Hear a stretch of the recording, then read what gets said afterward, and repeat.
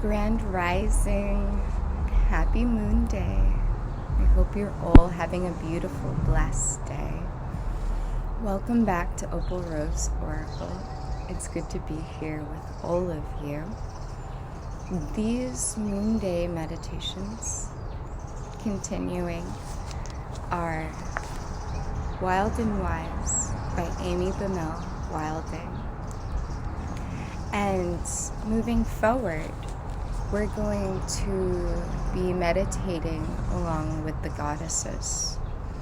I introduced the first goddess, Artemis, in the Kundalini Yoga class that we did last week.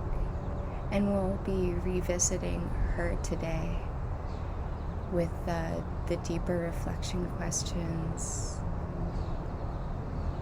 And we're going to begin with the origins because I love and really respect the journey that Amy Bammel Wilding has been on.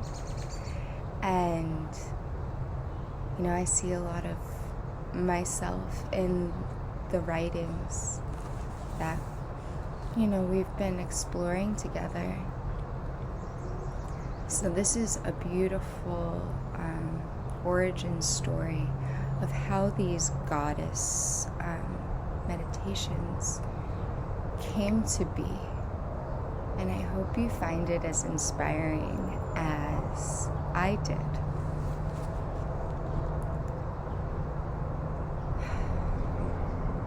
Yes. Let's pause and just take a nice deep breath in. As always, if you need water or a blanket, something to make yourself comfortable, do what you need to do for you. This is your moon day. And we're just going to take a nice deep breath in together to get started. Closing our eyes.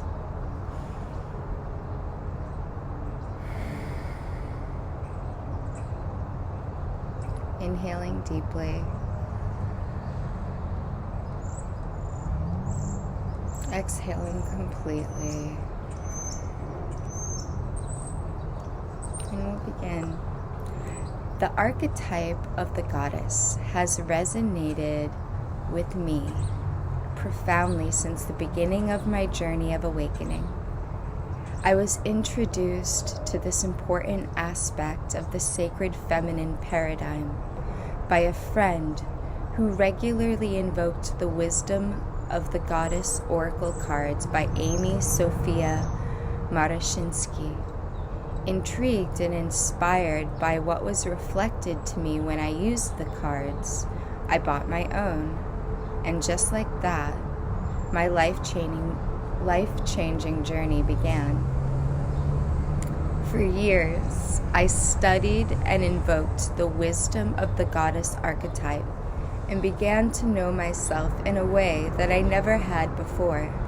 As I immersed myself in the groundbreaking word of Jean Shinoda Bolin, my self-knowledge became multidimensional, transcending time and culture. I came to understand my unique place within the legacy of my sacred feminine heritage, my connection with my inner wise woman and with spirit was deeper and more real to me than ever before.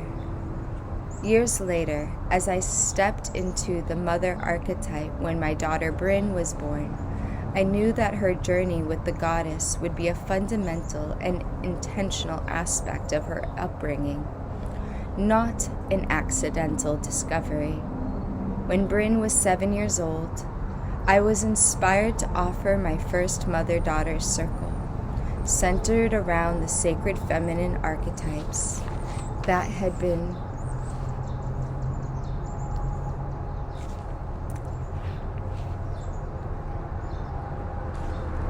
revelatory for my personal evolution. I called the circle Goddess Girls. Each month, Bryn and I gathered with a group of like-minded mothers and daughters to learn about a new goddess.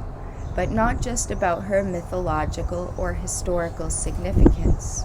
We learned in each gathering that the goddess was within us. It was revolutionary, to say the least.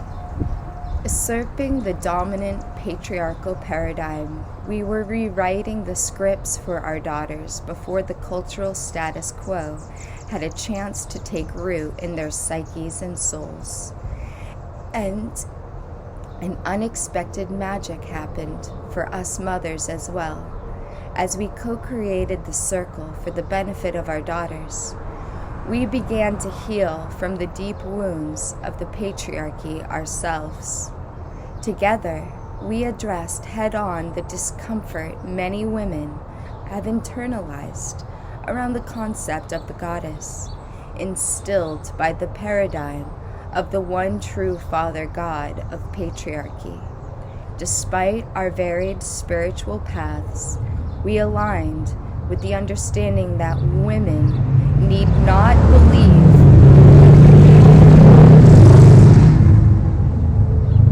Despite our varied spiritual paths, we aligned with the understanding that women need not believe in the goddess in literal or religious terms in order to benefit from her archetypal wisdom. Instead, we embrace the goddess as an embodiment of the energy of the feminine and female sovereignty, power, dignity, and sacredness. We saw the characterizations of the multicultural divine feminine throughout history reflected within ourselves. The goddess meditations that I wrote for the mother-daughter circles are the focus of this section, adapted to reflect the depth of experience of the adult woman. I have included a selection of goddesses from many cultures, each of whom represent a quality that we may want to nurture and strengthen in ourselves. I invite you now to join me on the path of the goddess and take the next step in your wild and wise, sacred feminine journey. I love that. I love the impetus of her sacred feminine journey and the inspiration that she found in the goddess cards.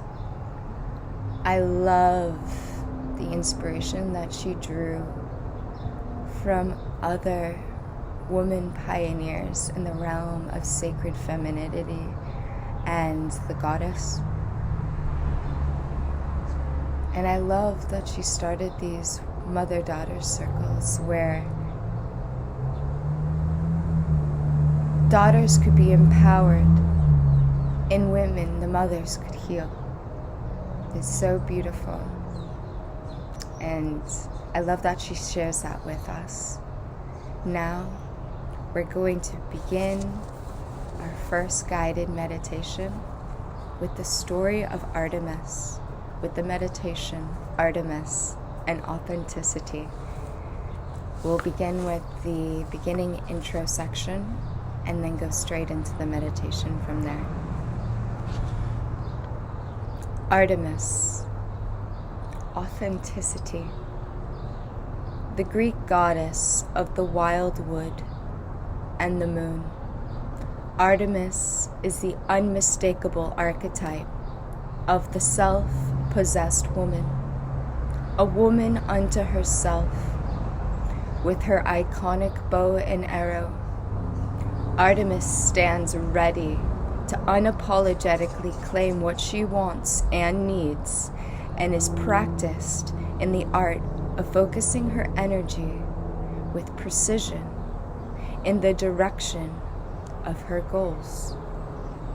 When we embody the wild and wise wisdom of Artemis, we give ourselves permission to step into our sovereignty, to know ourselves fully and to live our truth with absolute authenticity. Now, allow yourself to relax completely and take a deep breath in. As you release it, imagine yourself walking through a beautiful forest. It is late evening, almost dark, but the bright full moon above casts a magical halo over your surroundings. In the trees, you see owls nodding wisely in your direction. On the path ahead of you, you see a regal stag standing still and proud. He looks at you, and you sense that he wants you to follow him. You walk together to a small clearing. In the light of the moon, you see the goddess Artemis standing with her bow and arrow, her hunting dog at her side. She is waiting for you. "Welcome, sister," she says. "Walk with me, and I will share my story. My father Zeus is king of all gods and powerful beyond measure. On my 3rd birthday, he asked me what I most wanted, and knowing he had the power to grant me any wish, I told him what I want. I told him that I wanted to be forever free, to remain whole and unclaimed by another. I wanted to be my own person. I knew then, as I know now, what I needed for my own fulfillment and for the most authentic manifestation of my personhood." "Was that difficult for your father to agree to?" you asked, imagining the typical response of a father in our culture to that type of request. "Not at all," Artemis replies. "Unlike your reality, we gods and goddesses are not bound by the constraints of culture. We are not compelled by a concern for approval or a sense of obligation to the status quo. Because of conformity is not valued here, I am not limited in my choices by the stereotypes that have been created in your culture. Stereotypes that are perpetuated to dampen your power and keep you contained. I am free to unapologetically choose my path, to determine my own goals, and focus my energy as powerfully as this arrow in the direction of my truth." You hear the words of Artemis with admiration and awe, imagining what your life would be like if you gave yourself permission to step beyond the limitations of our culture and express yourself with complete authenticity. You tell Artemis, "You have inspired me to reclaim my own authenticity. Can you help me?" Artemis says, "I am a midwife, sister. Of course, I can support you in birthing your most authentic self. You were born as I was, whole and complete unto yourself. It is only because of your experience as a woman in a patriarchal society that you have been persuaded to forget this. But the fact still remains. You have the power of the arrow as well. The power to focus your intention and energy on what matters most to you, and to move authentically in the direction of your truth without apology. Now that you know it is yours to claim, you need not hand over your arrow to anyone ever again.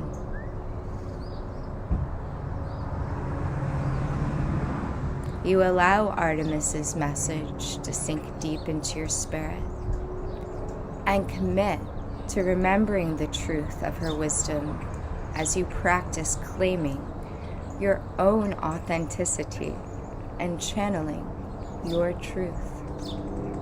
Artemis tells you that it is now time to return. You walk with her back to the clearing and down the path where you saw the stag and the owls.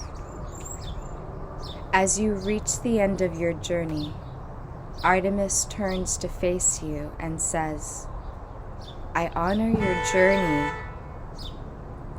I honor your journey, sister. I am always with you. Remember that you are invited to return here anytime you need to reconnect with your wholeness and authenticity. She kisses you on the cheek and walks back into the moonlit forest. You walk back down the path, returning to your body, here and now. When you are ready, open your eyes and welcome back.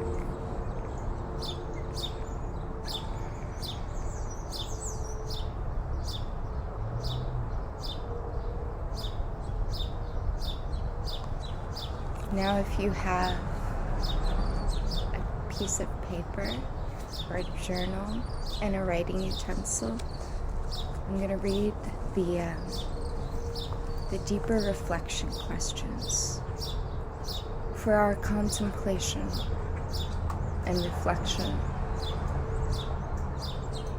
and growth. What cultural messages have you internalized about your ability to live authentically? I'll say that again. What cultural messages have you internalized about your ability to live authentically? In what ways are you currently preventing yourself from aligning with your truth?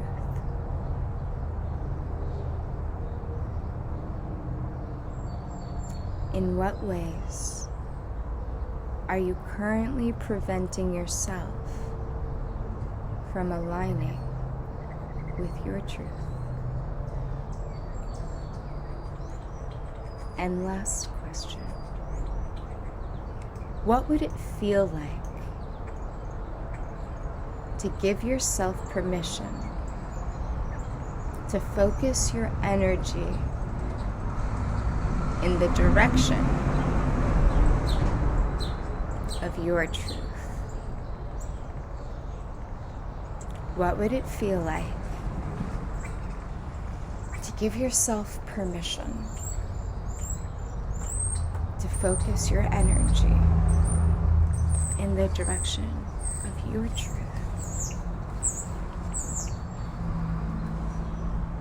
I give myself permission to focus my energy in the direction of my own authentic truth. I give myself permission to live authentically. I give myself permission to express my authenticity. I give myself permission to embrace my authentic expression.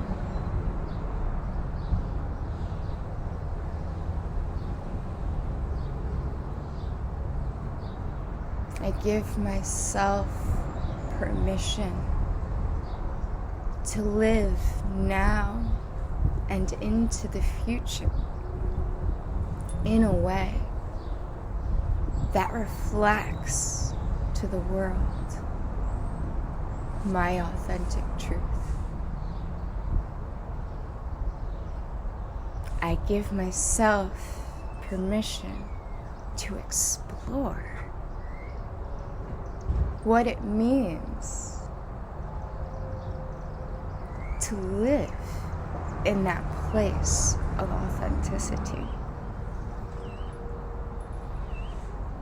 I give myself permission to explore my own authenticity and truth. There's so many ways that we can affirm this to really kind of get our hearts and minds in sync with one another, to where we're really kind of feeling into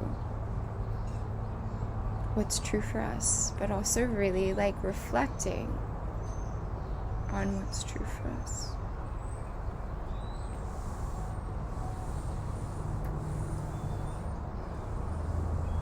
What a beautiful, empowering journey to be on. Especially with Saturn going into retrograde now through October. Saturn's all about structure and, if we are our own givers of structure, then what's an authentic structure for ourselves, How do we structure our lives in a way that allows us to embody our authenticity?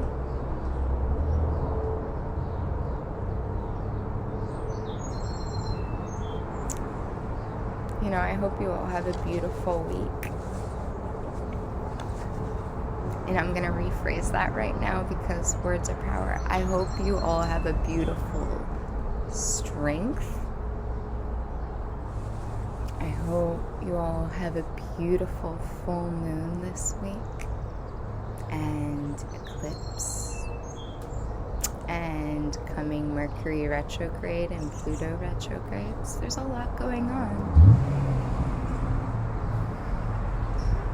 So I hope you all flow with ease and grace on this journey. I'm sending you all lots of love. And just as a reminder, on my Kundalini Yoga class in the description box, there is a link to giveindia.org if you would like to help and assist India in their COVID oxygen crisis in any way. I wanted to note that. So please, if you're interested in helping or in different ways to help, giveindia.org. It's in the Kundalini Yoga description box, right at the top, I believe. All right. Now I'm sending you all infinite love and blessings always. Go be brilliant. Go shine your authentic light. Go live your most beautiful, wonderful, authentic life. And I'll see you all soon. Take care.